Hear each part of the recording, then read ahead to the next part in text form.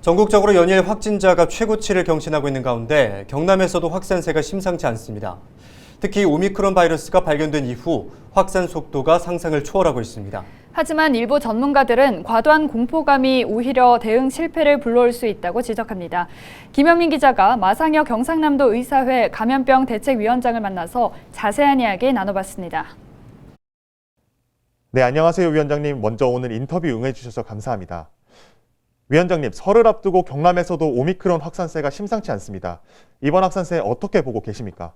오미크론의 특징을 좀 아시는 게 중요할 것 같습니다. 오미크론은 전염력이 굉장히 강한 변이 바이러스입니다. 따라서 전파가 쉽게 되기 때문에 우리가 참 예상하지 못한 상황으로 빠질 가능성이 높고 환자 수는 급증할 것이라는 것이 이미 외국에서 보고가 됐고 국내 상황도 그렇게 진행이 될 것입니다. 네, 그럼 오미크론 바이러스가 기존의 코로나19와 다른 점은 무엇입니까?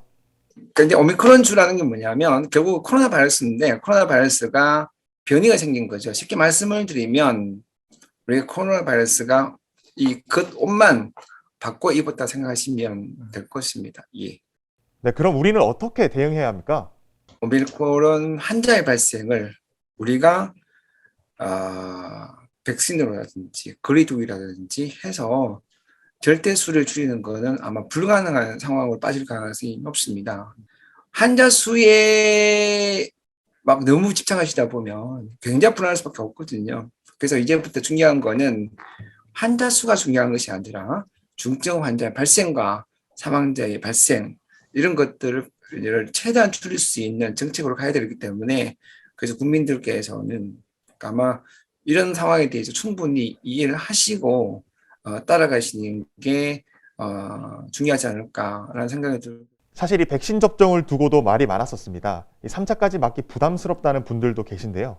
이 위원장님이 보시기에 백신 효과는 어떻습니까? 자, 우리가 백신 접종률 성인 같은 경우는 거의 100% 가까이 접종을 다 하셨습니다. 그렇죠? 그럼에도 불구하고 성인들에도 여전히 코로나 바이러스 유행이 있고요. 또 오미크론 때문에 더 환자가 많이 발생하고 있습니다. 결론은 뭐냐?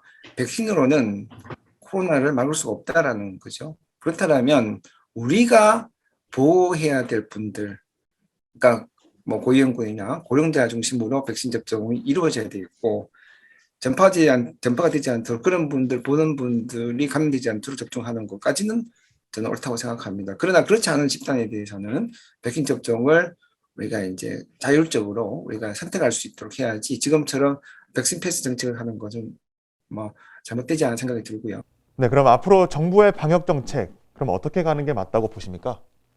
정부의 방역 정책의 목표를 분명히 해야 될 것입니다. 우리가 코로나 제로를 만들 수 없다는 것을 분명히 알고 가야 될 것 같고요. 그렇다면 우리가 문제가 되는 분들이 계시죠. 그분들을 철저히 보호하는, 그분들이 환자가 됐을 때 조기 치료해서 문제가 생기지 않도록, 중증화되지 않도록 사망을 줄이는 노력을 최선을 다해야 되겠고요. 거기에 맞는 방역 정책을 해야 되겠고, 자, 나머지 이제 분들, 그러니까 건강한 분들, 그다음에 연령이 젊으신 분들, 특히 소아청소년 같은 경우에는 감염됐을 때 사망자가 거의 없고 중증화가 거의 이루어지지 않는다라면 이분들에 대한 관리는 지금보다는 조금 더 느슨하게 해도 된다는 생각이 들고요. 연령별로 좀 차별화를 둬서 정책을 해야 되겠고 이런 정책들이 이루어져야 될 것이라고 생각합니다. 네, 알겠습니다. 오늘 말씀 감사합니다, 위원장님. 네, 감사합니다. 네, 공포가 오히려 코로나19를 확산시킨다는 마상혁 위원장의 말이 참 인상 깊은데요.